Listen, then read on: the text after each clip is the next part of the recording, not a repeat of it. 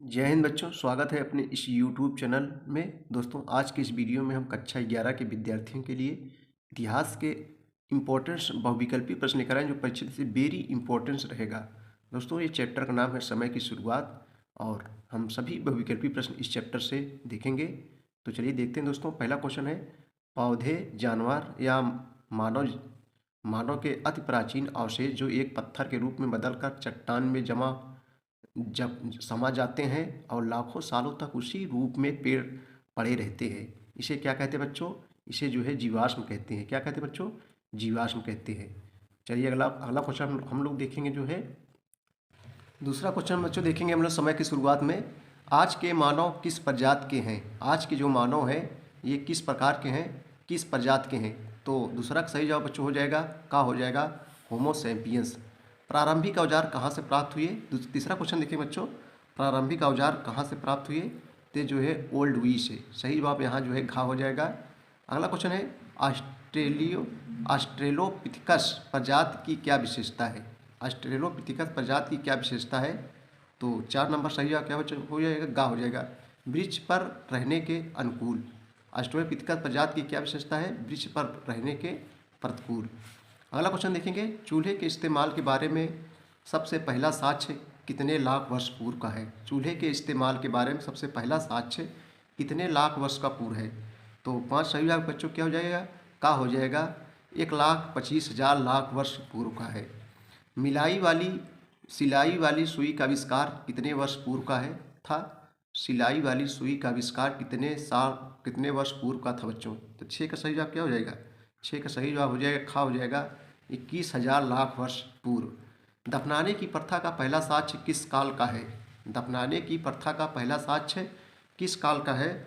तो 7 का सही जवाब क्या हो जाएगा बच्चों, घा हो जाएगा, 3 लाख वर्ष पूर्व। इकाई, दहाई, सैकड़ा, हजार, 10,000, लाख, 3 लाख वर्ष पूर्व।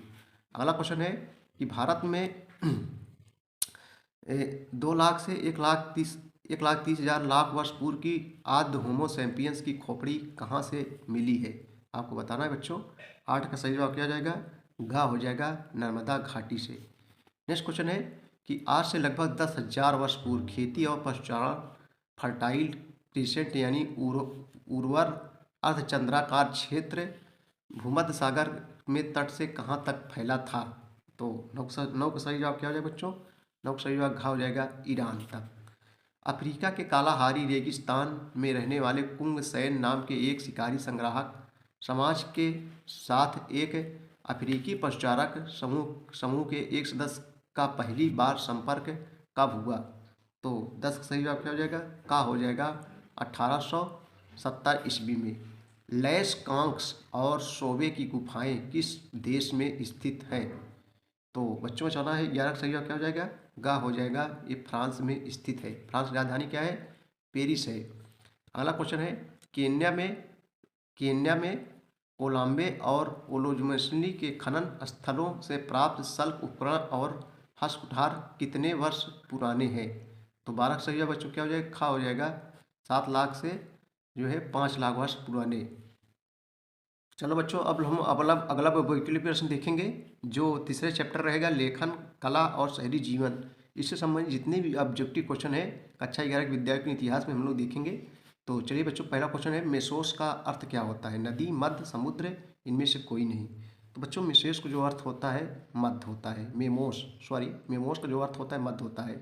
पोटो पोटेमोस का अर्थ क्या होता है? तो 2 का सही जवाब क्या हो जाएगा, एक नदी है। पोटोमोस का अर्थ होता है नदी। इराक मेसोपोटामिया के किस भाग में सबसे पहले नगर तथा लेखन प्रणाली का प्रादुर्भाव हुआ? तो 3 का आपको बताना बच्चों, 3 सही जवाब क्या हो जाएगा, खा हो जाएगा, दक्षिण रेगिस्तानी भाग में। मेसोपोटामिया के इतिहास का उपलब्ध स्रोत क्या है? लिखित दस्तावेज, मुद्राएं, कब्रें, उपयुक्त सभी। तो 4 का सही जवाब बच्चों क्या हो जाएगा, उपयुक्त सभी, यानी कब्र भी है, मुद्राएं भी हैं, लिखित दस्तावेज भी हैं। अगला क्वेश्चन बच्चों, सभी प्राचीन व्यवस्थाओं में जहाँ की खेती सबसे अधिक उपज देने वाली थी कहाँ है? तो 5 का सही जवाब क्या हो जाएगा बच्चों, 5 का हो जाएगा, दक्षिण मेसोपोटामिया की। सबसे प्राचीन व्यवस्था में जहाँ खेती सबसे अधिक उपज देने वाली थी वो थी जो है दक्षिणी मेसोपोटामिया की। मेसोपोटामिया के प्राचीनतम नगरों का निर्माण लगभग शुरू हुआ था, कब शुरू हुआ था बच्चों? तो 6 का आपको बताना है। 6 का सही जवाब क्या हो जाएगा? खा हो जाएगा 3000 ईसा पूर्व में। 3000 ईसा पूर्व में सही जवाब यहाँ खा हो जाएगा। मेसोपोटामिया की देवी इनाना थी, प्रेम एवं युद्ध की, वायु की, अग्नि की, जल की। तो 7 का सही जवाब क्या हो जाएगा बच्चों? खा हो जाएगा प्रेम एवं युद्ध की। मेसोपोटामिया की देवी जो इनाना थी, प्रेम एवं युद्ध की देवी थी। मेसोपोटामिया में खेतों, मत्स्य क्षेत्रों तथा लोगों के पशुधन का स्वामी माना जाता था। किसे माना जाता था? तो 8 सही का आराध्य देवी को। सही है बच्चों, यहाँ जो है का हो जाएगा आराध्य। मेसोपोटामिया के लोग अपने देवता को अर्पित करते थे मछली, दही, अन्न, ये सभी। तो 9 का सही जवाब क्या हो जाएगा बच्चों? घा हो जाएगा ये सभी, यानी अन्न भी, दही भी, मछली भी। तांबा तथा रांगा नामक धातुओं के मिश्रण में बनने वाली मिश्र धातु है स्टील, कांसा, पीतल, इनमें से कोई नहीं। तो 10 का सही जवाब बच्चों खा हो जाएगा कांसा। यही जो तांबा और रांगा मिला के जो है कांसा का निर्माण होता था। क्वेश्चन नंबर 11 है, बाकी शीश मूर्तिकला का प्रसिद्ध नमूना मेसोपोटामिया के जिस नगर में मिला है वह कौन सा है? तो 11 का सही जवाब बच्चों का हो जाएगा उर। सही जवाब जो है उर हो जाएगा। मेसोपोटामिया का जो जलमार्ग व्यापार के लिए विश्व मार्ग का काम करता था वह है कौन सा है? 12 का मोस्ट इंपॉर्टेंट क्वेश्चन है बच्चों, फरात नदी मार्ग। सही जवाब हो जाएगा का हो जाएगा आपसी लेन देन का अस्थाई हिसाब रखना आधार बना। तो 13 का सही जवाब क्या हो जाएगा बच्चों? 13 का सही जवाब का हो जाएगा लेखन कार्य की शुरुआत। सही जवाब यहाँ का हो जाएगा। अगला क्वेश्चन है 14 नंबर, बाइबिल के निम्न भाग में मेसोपोटामिया का कोई संदर्भों में उल्लेख किया गया है वह है। तो 14 का सही जवाब क्या हो जाएगा? का हो जाएगा प्रथम भाग ओल्ड टेस्टामेंट। सही जवाब यहाँ बच्चों का हो जाएगा। चलिए अगला क्वेश्चन देखेंगे हम लोग जो है बाइबिल में मेसोपोटामिया का कई संदर्भों में जो है उल्लेख होने का मेसोपोटामिया महत्वपूर्ण था। तो किसके लिए? यूरोप वासियों के लिए। सही जवाब यहाँ का हो जाएगा घा हो जाएगा। चलिए अगला क्वेश्चन हम लोग देखेंगे। चलिए बच्चों अगला ऑब्जेक्टिव क्वेश्चन रहेगा हमारा। ये तीसरा चैप्टर है, 3 महाद्वीपों में फैला हुआ साम्राज्य। 3 महाद्वीपों में फैला हुआ साम्राज्य से संबंधित सभी महत्वपूर्ण ऑब्जेक्टिव क्वेश्चन बहुविकल्पी प्रश्न हम लोग देखेंगे। चलो पहला क्वेश्चन बच्चों, रोमन सम्राट अगस्टस को प्रथम नागरिक कहे जाने का उद्देश्य सम्मान प्रदान करता है संविधान के प्रति, सीनेट के प्रति, नागरिकों के प्रति, उपयुक्त सभी। तो बच्चों एक का सही जवाब क्या हो जाएगा? खा हो जाएगा सीनेट के प्रति। सही जवाब यहाँ खा हो जाएगा। रोम साम्राज्य की प्रशासनिक भाषा थी। रोम साम्राज्य की प्रशासनिक भाषा क्या थी?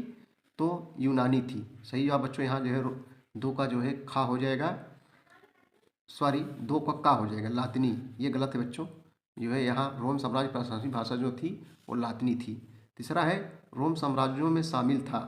रोम साम्राज्यों में शामिल था पश्चिमी एशिया, आधुनिक यूरोप का अधिकांश भाग, उत्तरी अफ्रीका का एक बहुत बड़ा भाग। सही जवाब यहाँ जो है खा हो जाएगा, उपयुक्त सभी हो जाएगा।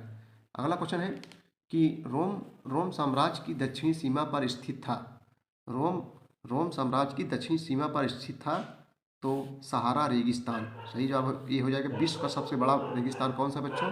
सहारा रेगिस्तान। बलात भर्ती वाली सेना किस देश की थी? बलात भर्ती वाली सेना जो है ये किस देश की थी? तो 5 सही जवाब क्या हो जाएगा बच्चों? घा हो जाएगा फारस की थी। अगला क्वेश्चन है 6वां नंबर है कि रोम के प्रत्येक सैनिक को वेतन दिया जाता था, यह बात क्या दर्शाता है? रोम के प्रत्येक सैनिक को वेतन दिया जाता है, यह बात क्या दर्शाता है? तो 6 का सही जवाब क्या हो जाएगा बच्चों? घा हो जाएगा उपयुक्त में से कोई नहीं। 6 का घा हो जाएगा। चलिए अगला क्वेश्चन देखेंगे हम लोग। गृह युद्ध का उद्देश्य है, गृह युद्ध का उद्देश्य क्या है? तो सत्ता हथियाना। सही जवाब बच्चों जो है घा हो जाएगा, गा हो जाएगा 7 का। रोम के सम्राट अगस्टन का शासनकाल जाना जाता है शांति के लिए, गृह युद्ध के लिए, युद्धों के लिए, उपयुक्त में से कोई नहीं। तो 8 का सही जवाब क्या बच्चों हो जाएगा? का हो जाएगा शांति के लिए। अगला क्वेश्चन है कि दिनारियस नामक सिक्के में शुद्ध चांदी होती थी। तो 9 का सही जवाब क्या हो जाएगा बच्चों? 9 का सही जवाब खा हो जाएगा लगभग 4.5 ग्राम। नेक्स्ट क्वेश्चन है चरवाहों द्वारा ऋतुओं के अनुसार अपने पशुओं के साथ स्थान बदलना क्या कहलाता है? तो 10 का सही जवाब क्या हो जाएगा? गा हो जाएगा बच्चों ऋतु अप्रवास कहलाता है।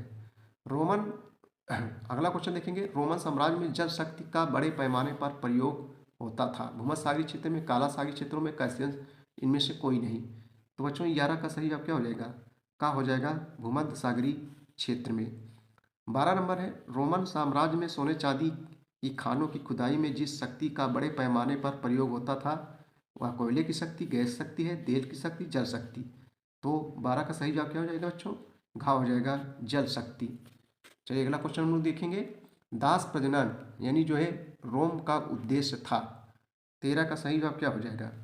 तो 13 का सही जवाब बच्चों खा हो जाएगा अधिक से अधिक दास प्राप्त करना। जो बच्चों गुलाम होते थे लोगों के, बड़े लोगों के, वही अधिक से अधिक दास प्राप्त करना। अगला क्वेश्चन देखेंगे हम लोग। नेक्स्ट क्वेश्चन क्वेश्चन नंबर 14 है, रोम में अधिक महंगा श्रम कौन सा था? श्रम माने मेहनत होता है बच्चों। रोम में अधिक महंगा श्रम कौन था? तो 14 का सही जवाब क्या हो जाएगा? क्या हो जाएगा? दास श्रम। दास श्रम जो गुलाम बना के लाते थे, दास बना के, वही है। रोम के लोग अपने श्रमिकों पर नियंत्रण रखने के लिए निम्न ढंग अपनाते थे। उन्हें दागा जाता था, उन्हें जंजीरों में रखा जाता था, उनके साथ ऋण संहिता के रूप में करार दिया जाता था, उपयुक्त सभी। तो 15 का सही जवाब क्या हो जाएगा बच्चों? घा हो जाएगा, उपयुक्त सभी हो जाएगा। उन्हें दागा भी जाता था, उन्हें जंजीरों में रखा जाता था, उनके साथ ऋण संविदा के रूप में करार दिया जाता था, उपयुक्त सभी हो जाएगा। अगला क्वेश्चन है कि रोम किस साम्राज्यिक प्राणी का मूल आधार था? क्या था बच्चों? आपको बताना है। तो 16 का सही जवाब खा हो जाएगा, बड़े बड़े शहर। क्वेश्चन नंबर 17 है, रोम साम्राज्य के संदर्भ में नगर एक ऐसा शहरी क्षेत्र था जिसमें शामिल था। क्या शामिल था?